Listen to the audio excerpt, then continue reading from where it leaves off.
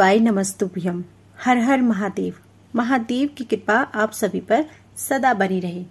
आज स्मरण कीजिए रवि प्रदोष व्रत कथा का। पंचांग के अनुसार प्रत्येक माह की त्रयोदशी तिथि प्रदोष व्रत रखा जाता है और सावन अधिक मास में प्रदोष व्रत बेहद ही महत्वपूर्ण होता है, क्योंकि सावन का महीना भगवान शिव को समर्पित है और प्रदोष व्रत के दिन भी भोलेनाथ का पूजन किया जाता है। इस साल प्रदोष व्रत रविवार के दिन है, इसलिए इसे रवि प्रदोष नाम दिया गया है। कहते हैं कि अगर विधि विधान से प्रदोष व्रत के दिन भोलेनाथ और मां पार्वती का पूजन किया जाता है तो वह प्रसन्न होकर भक्तों की सभी मनोकामनाओं को पूरी करते हैं। पूजा के बाद व्रत कथा अवश्य पढ़नी चाहिए, क्योंकि बिना कथा व्रत अधूरा माना जाता है।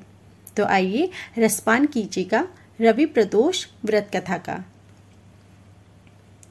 प्राचीन समय में एक ब्राह्मणी रहती थी जो पति की मृत्यु के बाद अपना पालन पोषण भिक्षा मांगकर करती थी।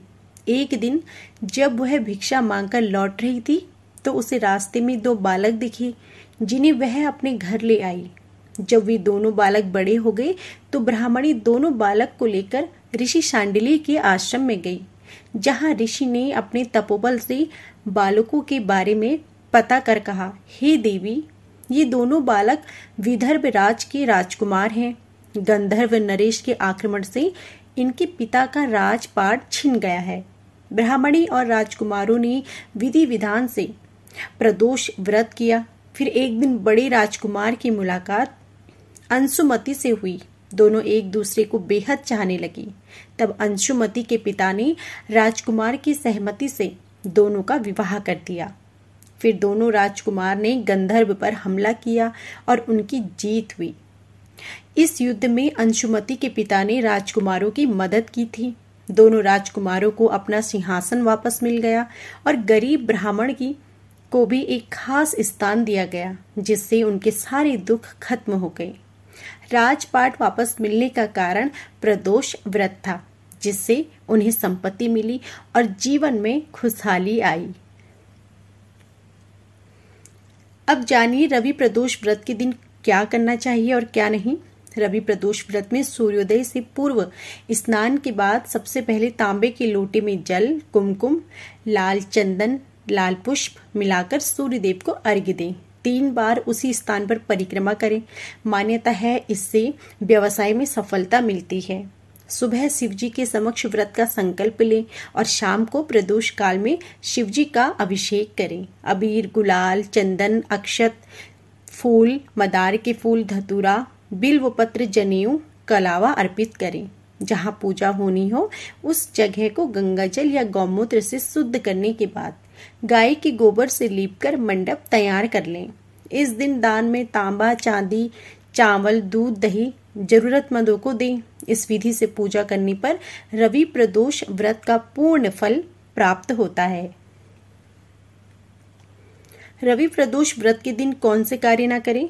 प्रदोष व्रत करने के लिए मनुष्य को त्रयोदशी के दिन प्रातः सूर्योदय से उठकर इस दिन देर तक ना सोएं।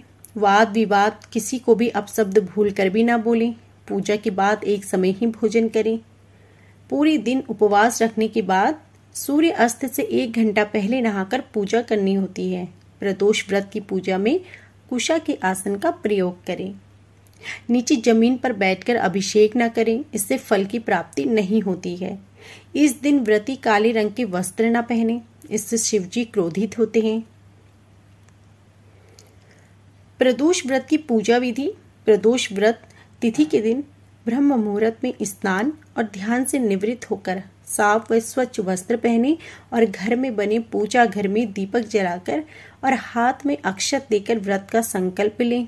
इसके बाद पास के शिवालय में जाकर शिवलिंग की षोडोपचार विधि से पूजा अर्चना करें और पूरे दिन निराहार व्रत रखें। इसके बाद मन ही मन ओम नमः शिवाय मंत्र का जाप करते रहें और फिर शाम के समय प्रदोष काल में 8 दिशाओं में 8 दीपक रखें और 8 बार नमस्कार करें। इसके बाद शिवलिंग पर दूध, दही, घी, शहद, गंगाजल मिलाकर पंचामृत से अभिषेक करें और भांग, धतूरा, बेलपत्र, फूल और नैवेद्य शिवलिंग पर अर्पित करें।